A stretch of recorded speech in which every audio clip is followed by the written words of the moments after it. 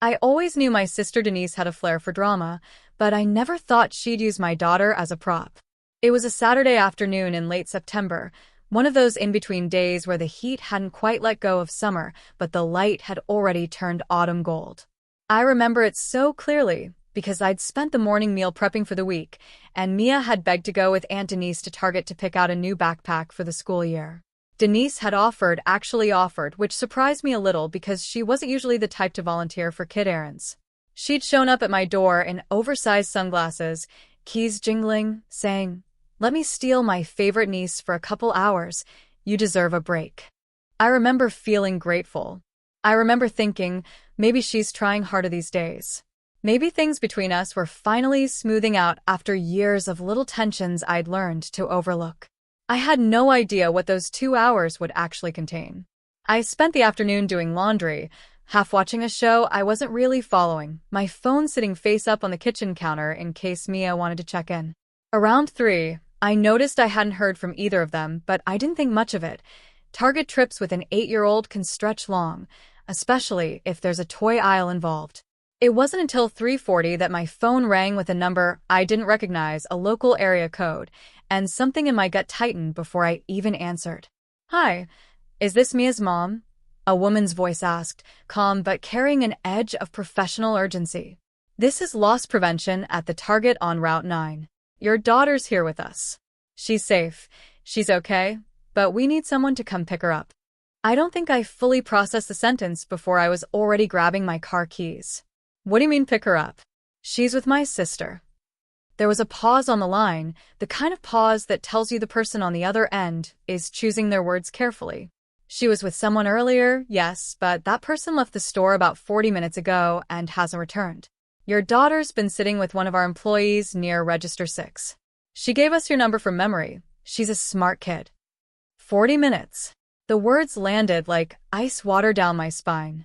40 minutes alone in a store. A place full of strangers, escalators, sliding doors, parking lots with moving cars. My hands were shaking so badly, I dropped my keys twice trying to get them off the hook by the door. I don't remember most of the drive. I remember running red lights I probably shouldn't have run, gripping the steering wheel so hard my knuckles went white, praying under my breath in a way I hadn't done since I was a kid myself. I remember rehearsing what I'd say to Denise the second I got her on the phone, and then realizing, with a fresh wave of panic, that she still wasn't answering. Straight to voicemail, every single time. When I finally burst through the sliding doors of that Target, I scanned the checkout lanes wildly until I saw her. My Mia, small and cross-legged on a bench near customer service, clutching a stuffed rabbit that clearly wasn't hers, her face blotchy and tear-streaked in the specific way that told me she'd been crying for a while but had since cried herself into a kind of exhausted stillness. An employee in a red polo, a woman probably in her 40s with kind, worried eyes, sat next to her, one hand resting lightly on Mia's shoulder like she'd been trying to keep her calm for a long time. The second Mia saw me, something in her broke open again. She ran to me so fast she nearly knocked me over, and I wrapped her up so tightly I probably scared her more than the actual abandonment had. I could feel her whole small body shaking against mine, her fists twisting into the fabric of my shirt like she was afraid that if she let go, I'd disappear too. "Mommy," Aunt Denise said she was getting the car. She said into my shoulder, voice cracking. She said stay right here, and she'd be right back. I waited and waited and waited, and she didn't come back, and I didn't know what to do. I held her face in my hands, trying to keep my own voice steady, even though inside I was unraveling. "You did everything right, baby. You did so good. I'm here now, okay?" "I'm here." The employee, her name tag said Carol, filled me in gently while I signed some paperwork with hands that wouldn't quite stop trembling. She explained that another customer had noticed Mia sitting alone near the front of the store for what looked like an unusually long time, looking increasingly anxious, and had flagged down an employee. When they asked Mia who she was with, she'd said her aunt had gone to get the car, but as the minutes ticked past, 10, then 20, then 30, it became clear something wasn't right. Carol had bought the stuffed rabbit from the shelf herself, out of her own pocket, just to give Mia something to hold on to while they tried to sort out what was happening. She'd sat with her the entire time, asking her easy questions about school and her favorite color, anything to keep her mind occupied and her fear at bay. I thanked her more times than probably made sense, my voice cracking with a gratitude I didn't have adequate words for. A stranger had done for my daughter in 40 minutes what her own aunt hadn't managed to do in 2 hours. She'd made sure Mia felt safe. I filed an incident report before we left, my hand still unsteady as I wrote out the timeline as best I understood it.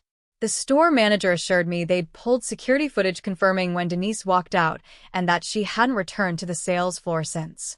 I asked, almost desperately, if maybe she'd had some kind of emergency, a medical issue, a car problem, anything that might explain it in a way that didn't feel like abandonment. The manager just looked at me with an expression that told me she'd seen enough of these situations to know better than to speculate and simply said, "I can only tell you what the cameras show."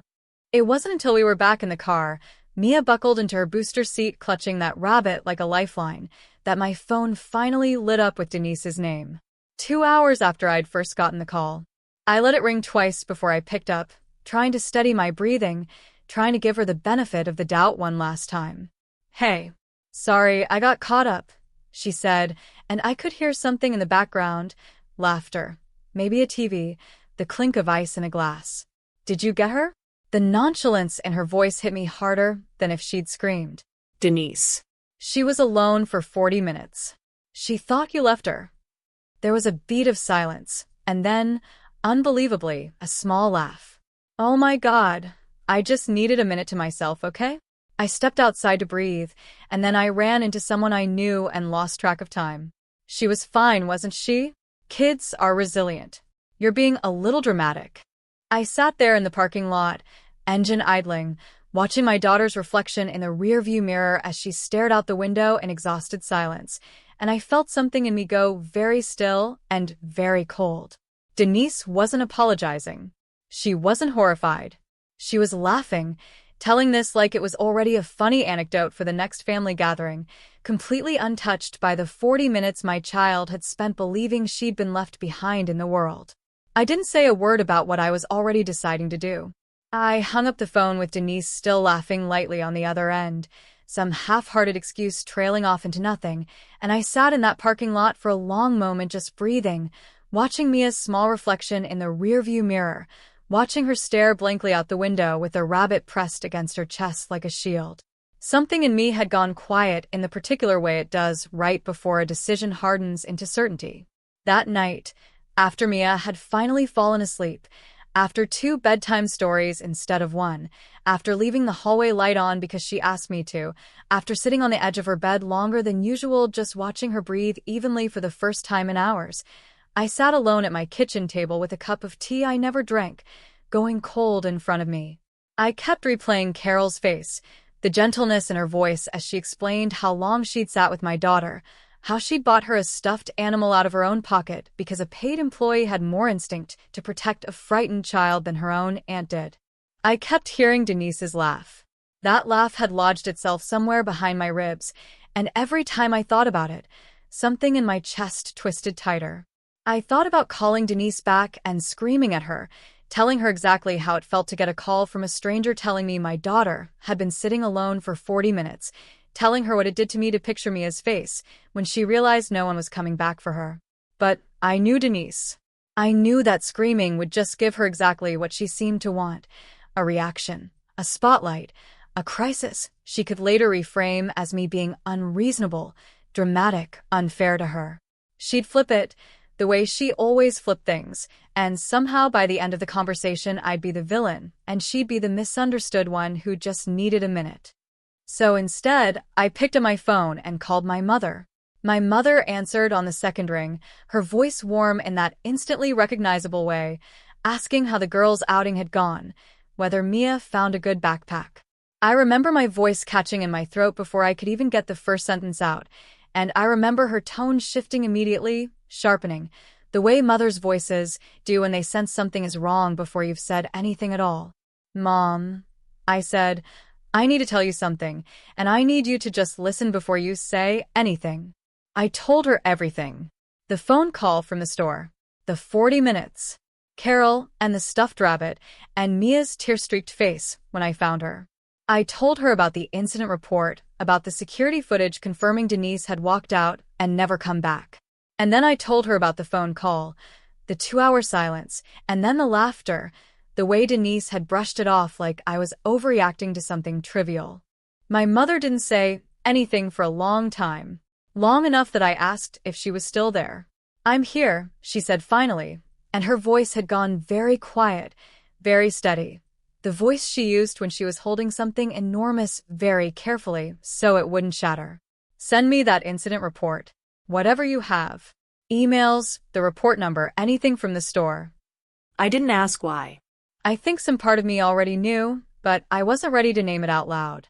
I forwarded her everything I had within the hour, the incident number, a photo I'd taken of the paperwork, even a screenshot of the timestamp on my missed calls to Denise, showing just how long it had taken her to answer. My mother replied with a single line, "Thank you. I'll handle it from here. Take care of Mia." 2 days passed in a strange, suspended quiet. Denise texted me once, a casual, "Hope Mia's doing okay, LOL, kids bounce back fast," which I didn't respond to, mostly because I didn't trust myself to write anything that wouldn't come out as pure venom. I kept Mia close those 2 days, picked her up early from her friend's house, let her sleep in my room the first night, even though she was normally proud of being too old for that. She didn't talk about what happened much, but I noticed her flinching a little whenever my phone rang, and that alone told me everything I needed to know about how deep it had cut, even if she couldn't articulate it herself. On the 3rd day, my mother called me from her attorney's office.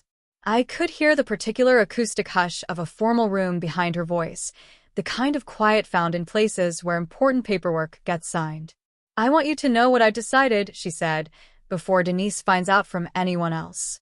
She explained, slowly and deliberately, that she'd spent the last 2 days going over the family trust with her estate attorney, the same trust that had been drafted years earlier, back when relations between my sister and me were less strained, back when my mother had simply divided things evenly between us, as any parent might. She told me that she had asked her attorney a single question during that meeting: what kind of person leaves an 8-year-old alone in a public store for the better part of an hour and then laughs about it when confronted? "I've thought about it every possible generous way," my mother said. I tried to imagine an explanation that would make sense of it. A medical emergency. A panic attack. Something, anything, that would make this a forgivable mistake instead of a choice. But there isn't one, is there? I didn't answer, because I knew she wasn't really asking me. She already knew there wasn't one. She went on to tell me that she believed, and she said this plainly, without dramatics, in the same practical tone she used when discussing which movers to hire or what to plant in the garden, that Denise had done this on purpose. Not necessarily to harm Mia specifically, she clarified, but because some part of Denise craved being the center of a crisis, craved the attention and worry that would come rushing toward her the moment something appeared to go wrong. My mother reminded me, gently, of a pattern I'd noticed too but had never quite let myself say aloud: how Denise always seemed to surface with some emergency whenever family attention drifted away from her for too long. A sudden health scare during my daughter's birthday party. A car breakdown the week I'd been promoted at work. A missing wallet the same weekend our cousin got engaged. Always something, always timed in a way that pulled focus back onto her. "She's been resentful since I named you the primary point of contact for the trust," my mother continued. "I know she has. She said as much to me more than once, in little comments here and there.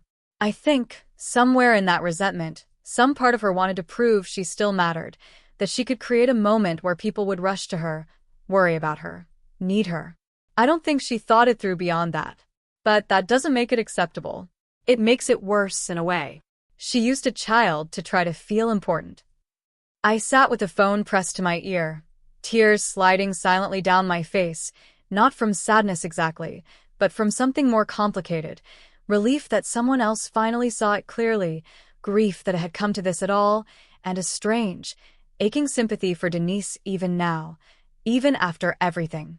"I've had the documents updated," my mother said. "Denise is being removed as a beneficiary of the trust entirely.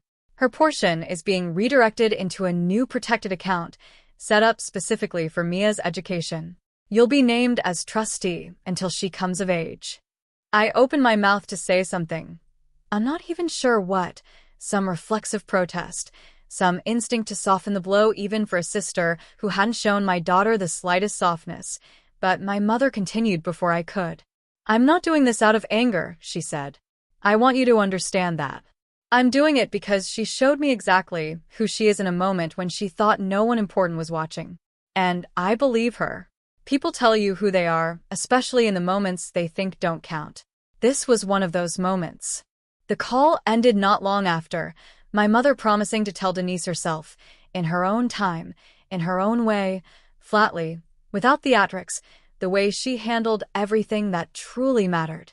I sat at my kitchen table long after we hung up, staring at the now-cold tea, feeling the strange, hollow weight of watching a family fracture in real time, even while some steadier part of me understood it was fracturing along a line that had probably always been there, just waiting for enough pressure to reveal it. Denise found out 2 days later. My mother called her directly, laid it out plainly, without accusation or cruelty, simply stating what had happened and what had been decided because of it. I wasn't there for that call, but I heard about the aftermath soon enough. Denise phoning me in a fury, insisting it was a misunderstanding, insisting she'd only stepped out for a minute, insisting I'd exaggerated everything to make her look monstrous in front of our mother. I didn't argue with her. I didn't need to. The incident report existed independent of anything I said. The security footage existed independent of anything I said. Carol's kindness, the stuffed rabbit, the 40 minutes on that bench, none of it needed my interpretation to be damning. The truth simply was what it was, printed in black and white, time-stamped and unambiguous, and no amount of Denise's outrage could talk it into being something softer than what it actually was.